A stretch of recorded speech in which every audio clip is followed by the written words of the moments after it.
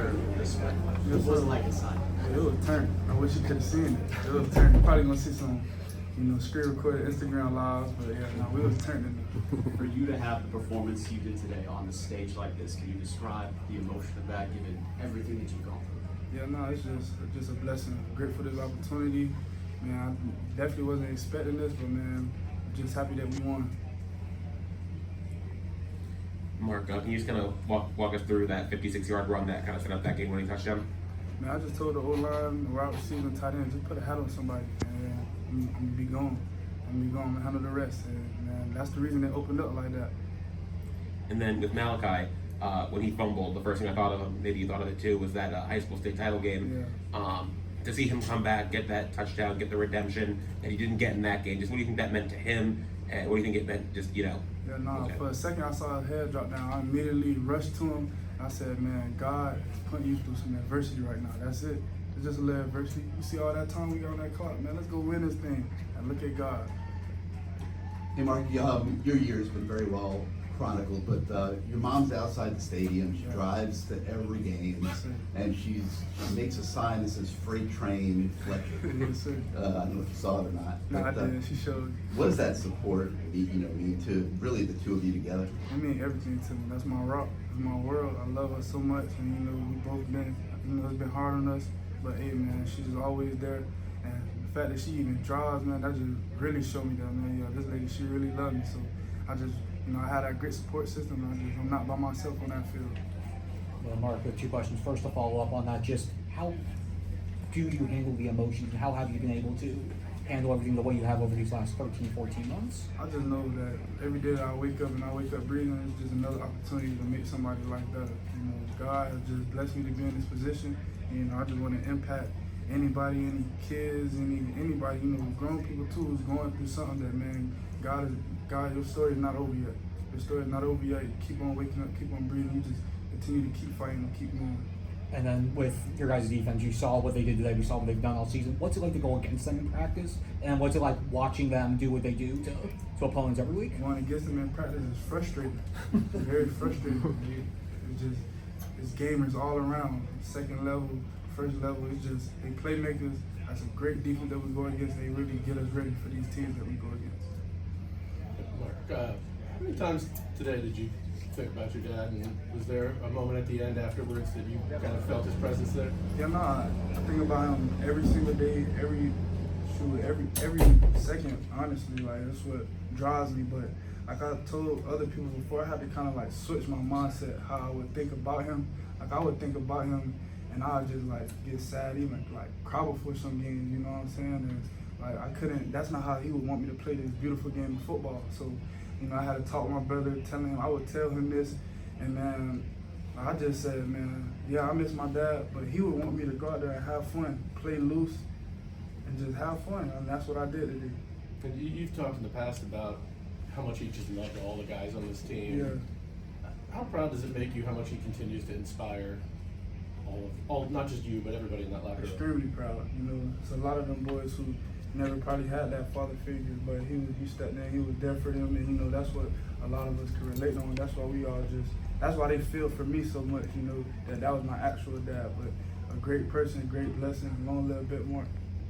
Mark, 3 years ago you made the decision to come to Miami, after not a good season. Just sitting here today with the playoff win, just how validating was that decision for you, just knowing how far the program's come since you decided to jump on board and be a part of this? Yes, sir. No, nobody believed that we could do this, and we never really worried about those voices anyway. But we just, very grateful, very blessed that we in this position, and we want to know today. We're gonna celebrate this, and go want to know next week.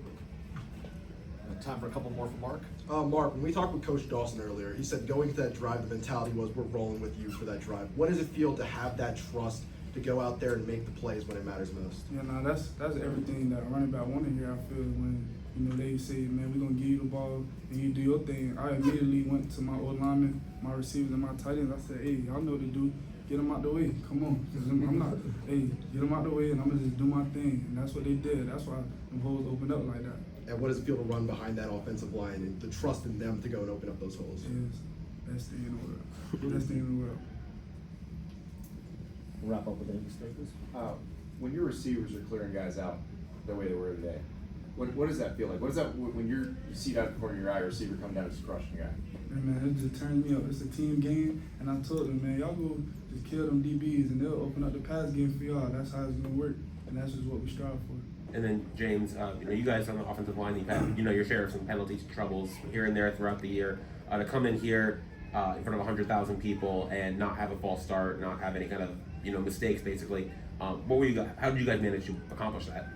Yeah, well, we practiced it every day coming up onto it. As soon as we learned we were going to play here, we knew it was a really loud environment. They got great fans. And, we practice every day. So we got, speakers, 15 feet behind us in practice. And honestly, it's probably louder than it's going to be in the game. So, we practiced it, didn't have it on accident, and we did a good job in practice and carried it over to the game.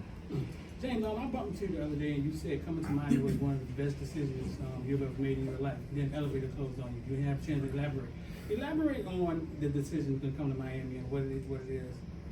Yeah, that period of my life where I was, navigating the portal and everything was really hectic and chaotic. So, when I got here, I really didn't know what to expect. But, just the coaching staff, the players, everyone who works in, nutrition, strength staff, etc. Have all just been first class, and they're just a very high standard here, and that's something that I've loved being a part of, and that's something we're always striving to maintain. And just the people here are incredible. They've been so welcoming to me, and I couldn't be more blessed and thankful for all the people here, and being part of this team has been awesome, and excited we get to continue playing together. As was last year and some of the struggles that y'all went through. How good does it feel to win a game this way, and how much of a difference has Coach Heatherman made for you guys overall this season? I'll speak to us as me and him said last year. It's amazing what Coach Heatherman has done for not only the defense, but like the program, just turning us around, and the mindset he instills in us every day with ESV, being excited for him and being violent. It's crazy, like a crazy fashion for us to win this game in this kind of way and play from the first snap to the last. We was just sitting in the locker for like 15 minutes just talking about that. From the first snap to the last, the defense came to play, and that's just the way it's going to be. Especially when you got somebody with Coach Heatherman, a coach like that, he's going to drive us every play, just come out and give our best.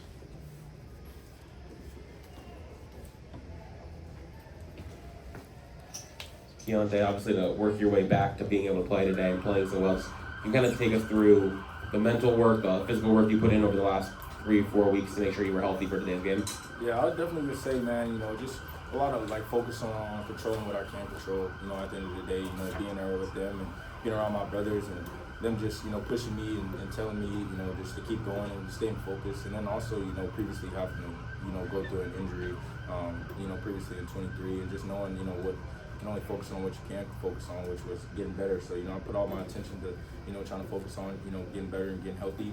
And I want to give a huge shout out to our strength and our strength staff, our treatment, our sports science. They did a lot of things, a lot of exercising going within the restraints of helping me get better, and I definitely feel a lot better, and I'm excited to be back with my guys. Akheem and Rueben, just we talk about what this win means for you. You've been in this program, you stayed. We know the outside perception, and now here you are winning a playoff game for the first time in program history. I think it means a lot. Last year, we had the same record, but we got snubbed. And then it's not the first time I've been in this building. And last time I was in this building, I lost. So it was great to come back. We got a W.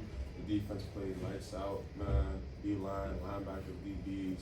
Shout out to young Bryce. But it feels great to be able to get our first playoff win. But honestly, I'm really on to the next. You can't focus too much on it. You can, be happy for about like 24 hours.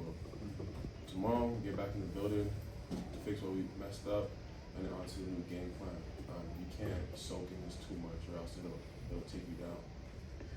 You guys were playing a game before 100,000 people in a stadium where it's really hard to win, and in a game where there was no margin for error whatsoever. What did it feel like out there in the huddle on the field throughout that game, knowing that this was going to be a tight game down to the end? We was just all locked in. We were prepared for it. The defense, as long as they don't score, they don't win. As long as you do your job, all 11 do their job, do your 111, you'll be all right. But in the huddle, everybody was calm. We listened to Coach Heatherman talk whatever he had to say about whatever he wanted to do. me and Rueben beside JT, listening to his coaching. It's really, nerves are calm inside the huddle. We just ready to play the next play.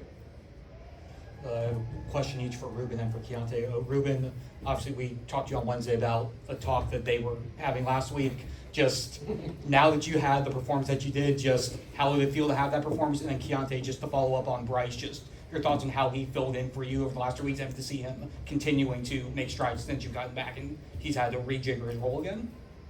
Well, first, like I said before, I don't take kindly to disrespect, man. I had my little reminder on my phone, so all 2 weeks, last 2 weeks, I was on that. I was ready to play some football. You know, some guys was in the media saying some things they shouldn't have said, but, you know, they did, so God bless them. You know, just writing checks they can't carry. Yeah, I feel like, you know, the Bryce situation, I feel like it's great for a younger guy to, you know, get some reps in that type of situation, because now you see, you know, he shifts to more of a rotational role and he's still being able to produce. So I think it was a great, you know, situation for, you know, us as a team to get Bryce some reps and you see him blossoming. And then speaking on what he does, you know, he's the type of guy, you know, he has to be on, you know, on the field in a way, you know, and Coach Heatherman and Coach Harris is doing a good job of finding ways to get him on because, you know, he's explosive and he could change the game for sure. First for Keionte, just so they counted you out. A lot of people thought you would miss the whole season. You know, what does it mean, like, to be able to get back here so fast and zero's back, you know? Yeah, I would definitely say, you know, I've seen a lot of that stuff too, and you know that was kind of something that fueled me, you know, and I accepted the challenge of, you know, wanting to, you know, push the limits and see how healthy I can get myself. And yeah, I definitely was, you know, upset with the way, you know, some of the things went down, you know, towards the end of the year. But you know, at the end of the day, we got to just focus on where we're at now. And for Rueben, is it true your notebook is gonna look cool this weekend? Are you gonna be able to see your notebook? Oh yeah, it was primed and ready, man. Yeah, there's some stuff in there. I just say fake for the public view. I just say that means forget all y'all. So you can replace it with what you want to. Last question in the room will go to Adam. Question for kind of all you guys. You know, you said you guys were calm through the huddle, but on that last drive, what are you guys talking about? What are you guys thinking? Like, how do you guys stay composed? They're marching down the field for really the first time in the whole game to tie the game up, potentially send it to overtime. You got to affect the quarterback. For us, D-line wise, you affect the quarterback. We'll talk within each other. You know, if I like a matchup, I'll tell Rueben, let me get this side. If he likes a matchup, he'll tell me, let me get it. I'll talk to Mondo, let me go inside you out here. It's all about affecting the quarterback. I think we did a pretty good job at the end. We obviously forced him to throw a pick. Yeah, that and the stress on that. Coach Heatherman has every meeting, but it's all about us. So that's all it is. No matter what they're doing, they're gonna have a little success here and there. But we got down in the red zone, buckled down, played our football, called the time. Yeah, and I also speak on that. I would say, you know, shout out to Carson Beck. You know, at the end of the day, we get in that situation a lot in practice, you know, every Wednesday. So, you know, and he stresses us out in that situation. So we've been there before, you know, Carson Beck's been driving in practice and gets to the red zone. So, you know, we've been through that process so many times. So, you know, it's definitely a situation where it's like, all right, man, like we all said when it was time and we knew we were about to have to go out there again, you know, it's the same just like practice, 2-minute drill, no timeouts on the defense.